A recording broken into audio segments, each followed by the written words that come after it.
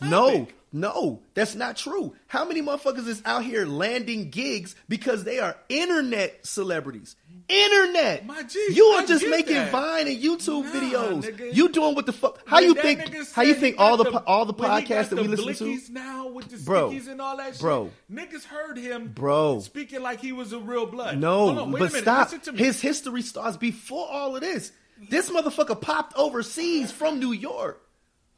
Because he was on the fucking internet, my nigga. That's what I'm trying to tell you. He didn't have no records, no nothing. He just a little nigga with colorful ass hair. He had the colorful ass grills in, and he did all that shit with the tattoos on his face. Then this nigga said, you know what? I'm gonna make some records in my room with the niggas from my neighborhood. And that shit popped in fucking Tokyo. Because niggas thought he was goddamn Asian. Then he came back. He just now popping over here. I don't know. I did my research. This is where I researched this nigga from. Because he was doing his musical shit in New York, got linked with Trippie Redd, and Trippie Redd found out this nigga some type of child molester, backed up off them nigga. That nigga started beefing. This nigga dropped the Gummo single. Now he's popping. That's where I know this nigga from. And that's where I'm telling you, niggas in New York, in California, wouldn't have no problem with this nigga being an internet star. When this nigga is talking about this gang culture that they cultivated in LA on a song, on a record, and they don't feel like you about that shit and you don't represent that culture, niggas is having a problem with your music. They're having a problem with the music that you produce. But what initiated it? It wasn't that niggas was like, oh, his flow whack. Niggas is like, okay, what's the subject matter? So that starts with that gang shit. His subject matter is me being a gang member. So that's what they key in on. The other shit is secondary because it don't matter. It don't matter if that nigga spit like Kendrick Lamar. If they don't believe that this nigga's a real banger, my G, if he spit like Kendrick Lamar, niggas wouldn't have a problem with him. Shitting me. If niggas think that you fake, look, Kendrick spit and niggas respect Kendrick because he ain't never faked it. That's the thing. He never said, "Yo, I'm a blood." He was like, I grew up in a blood neighborhood, got a bunch of blood family members and friends, but I am not a blood. And all them niggas is like, he right. He ain't never been a fucking blood. Don't nobody come at him on no blood shit. And niggas respect him for that shit. These other little niggas that start goddamn coming in the door, throwing up gang signs and representing something, them motherfuckers, and you claiming neighborhoods that you never set foot in, them niggas feel a type of way. And the fact that you're putting that message into the music, the actual music becomes secondary. The words being expressed is first. So music is just a fucking byproduct of that shit. My G, this nigga, if I listen to the first song, I know Gummo. I hear it every fucking day. I didn't hear anything blood culture worthy in that song. It was the visual after the song was made. Niggas hated the song. Don't get it twisted. Niggas didn't love the song. Niggas hated the song. And then, I'm just going to be real, talking for the home team right now. The Bloods took a lot of losses. Mm-hmm. Yeah. With this Soulja Boy shit that made niggas look really fucking bad. Look, man, you got Soulja, you got Chris Brown, you got all these But niggas. On some real shit, Chris Brown don't do it as hard as Soulja Boy be flexing. He not with it. From Treetop to Pyru and the Mob, them niggas is not playing with this nigga, bruh. They hated this nigga's music before they hated this nigga. And then when they saw this nigga and how he was portraying the set, niggas was not happy about that. Your music suck and you fucking clowning? Come on, nigga. Get the fuck out of here is what niggas but is now, saying. you pointed out Game. Game didn't start his shit off talking about his music. That was the whole point I'm making. I'll give you some folks feel that the music is whack. But a lot of the vocal shit, the music aspect of it for these cats that are really upset with him is secondary. Okay. So like when you say the visual, okay, even on mute, you get a visual. So the shit that is affecting these people is that it's a culture that I take part in. That's a part of my life and who I am. And I don't believe that you're representing it correctly. So now I can't even give you anything constructive or positive because on top of the fact that I feel you're being disrespectful to what I represent, you whack too. That's how Game spit it out. See, and that's how you take it. I take it from a different angle. I think them niggas was Like, oh, this nigga's a clown. Because they thought the music was clownish. But then you sprinkle that imaginary thug juice on top of that bitch. See, you know what I'm but see, saying? here's the other reason I say is I think the music is secondary. Because it's other artists who are just as trash, just as funny looking, just as crazy and reckless, and represent the same thing, and people questioning them just as hard. Like I said, the reason it's blown up more for him is because he really was on some street shit, and these young niggas that want to showcase that they really about that life are pressing him on the issue, and it ain't got nothing to do with nothing else other than the fact that I don't believe you a real blood. But see, them young niggas is not who I'm talking about. I'm screaming about all these old niggas that but is see, just most of a lot of yeah. these older rappers, the only older rapper that said anything about that nigga is Game. No. Who else? Ain't nobody talking about that nigga. Sir, there was a whole slew of niggas, bro. Okay, let's get past him. Hold on. There was fucking Yuck Mouth was like, this nigga's trash. I don't believe New York's rocking with this nigga. And then. And what is Yuck Mouth? He's an old nigga, B. What is Yuck Mouth? Bro. Everybody you're naming is a part of that culture, though. Listen, so they take Casanova, personal offense listen, to it. Casanova 2 times, which is one of my favorite artists in New York. And he from the East, and he going dumb hard, punch you in your face, motherfucker, I'll knock your teeth out. You know what I'm saying? Listen, he is fucking fantastic. He got the same type of energy as that nigga got, right? But nobody thinks he's fake. And no, not even that. Them niggas think he got skills. And niggas is not thinking he got skills like Jay skills. Niggas think Casanova got 50 Cent skills. Like he that type of personality.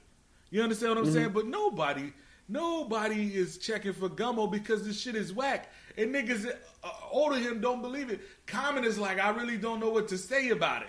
You know what I'm saying? But see, the thing is, you gotta think these motherfuckers are getting asked these questions. A lot of these niggas ain't Joe Budden it, where they just coming out the gate like, yo, I don't like this one for that. I don't like that one for this. I don't like this one over here. Yeah, everybody is, ever since Ice-T said something about Soulja Boy answered back, and he told Soulja Boy to suck a dick. It's been any new artist that comes out, somebody asks an old head, how you feel about these young artists. And we know the general consensus is going to be, I don't understand it, but it's 50-50. You got cats that's like, yo, I don't understand this, that kid shit, I don't fuck with it. And you got others that's like, let these kids do what they do. So it's really split. But when you start going to ask people, well, what you think, you're going to ask Common, a conscious artist, about a goddamn savage artist.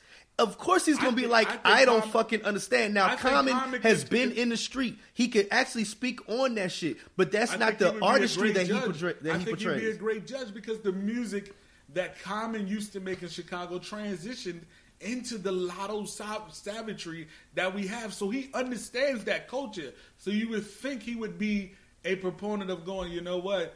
I can understand this. He was like, I don't get it.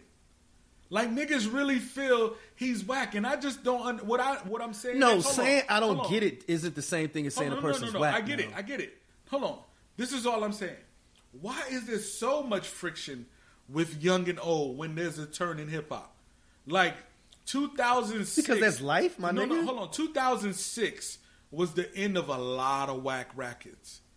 Like a lot of whack records stopped getting made, like the ringtone era. You know what I'm saying? It stopped in 2006. And then you had a turn of new artists that were getting cranked out. Like J. Cole was upstart in New York then. Like a lot of these new fellas was getting cranked. Wale and them boys. They came in and brought a new curve to the game along with Kendrick, along with Drake, and still Wayne doing his thing. And a lot of older artists didn't like that nigga. I remember Sean Price, and I fuck with Sean Price.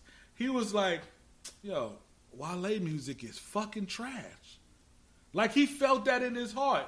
And I don't understand why does it have to be a young versus old all the time, and it feels like that in hip hop. Because in other listen, genres of their music, you 2 reasons. In other genres of the music, Aerosmith is beloved by these I'll give youngsters. you 2 reasons. I'll give you 2 reasons, and this is the realest shit that I can tell you. Okay. hip hop, as far as rap music, not culture wise, but just rap music,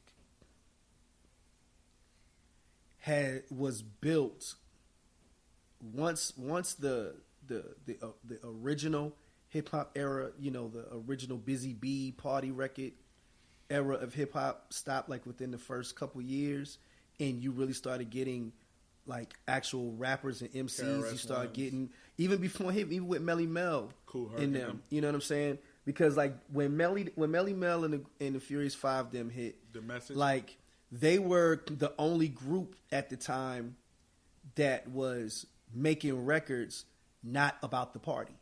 Because there were other groups that had records out at that point, other artists, but they were the only one that actually was rapping about some other stuff other than throw your hands in the air, wave them like you just don't care. Okay, right? Hold so on. now Time with out. that, real quick. Do you feel in your heart that African Bambaata's his song was the turn point for hip hop? Do you remember that being a big record for you, the Soul Sonic one? Okay, I was born in '82, so I wasn't born when. Same here, my G. I'm just saying, I wasn't born when it hit. But just from doing research and watching interviews, reading books and stuff like that, I see why folks feel that way. Because it was the first time that you had like from a technical aspect, from a sonic aspect of it, that was one of the first records to have so many samples looped to create a different sound. And because he was the OG crate digger, they always said Bambaataa had the biggest record collection. That's what made him iconic. He had the biggest record collection, the most obscure stuff, because he had people go get records for him all the time. Like, he said he had a whole apartment building, an apartment. We knew what we do in some of them rooms. Anyway, but it. So I can see where they say that album, that song turned the page a little bit, because it went from just a singular looped breakbeat into, okay, we're gonna take these breakbeats, multiple ones, and make it a record. That was the first time that outside of one of the first times outside of James Brown we heard anything different. You know what I'm saying? Because James is the architect when it comes to the breakbeat. You know what I mean? But anyway, so do you feel like that's the turn, like, since the research you did? Yeah, one of the earliest turns in the culture. For me, when my father started listening to hip hop, he listened to old stuff, right? Mm-hmm. The record I remember most, for me, that turned hip hop to something different, that I could, earliest memory of people singing it was Curtis Blow, These Are the Breaks. I never ever remember people going crazy for Soul Sonic Force like that. No, you got it's different. It's different. That's what I'm saying. The message and Soul Sonic Force and Planet Rock came after that Curtis Blow record. I think you see what I'm saying. Curtis Blow is the first rap superstar. You understand? I can feel that. He was the first to be on Soul Train, the first to have a music video. Curtis Blow. He doesn't get a lot of credit, though. That's because Run DMC came. He doesn't get a lot. And see, there we go. See, in the early days, you have a bunch of small turns. That's why it's the golden era, because it was the foundation period where so many new and different things came back to back to back. So you had Kool Herc, who originated the first playlist and found what a breakbeat was. And then you got Flash, you know what I'm saying, who invented the mixer and made the DJ an instrument. Then you got Grand Wizard Theodore, who introduced the scratch, and you got Bambaataa, you know what I'm saying, who was the first to merge so many different things. Don't forget about Red Alert, though. So Red Alert was a crate carrier for Bambaataa. So Red that's Alert what I'm saying. No, that's Red Alert comes the second. Red Alert comes to the second level. Red Alert comes to the second phase. That's what I'm saying. It's so many different turns that happened back to back that started to shape the early days, which got us to where we are now. Now, what I was saying earlier about why it's a split. Okay, once we got to Melly Mel and them, and the subject matter shifted,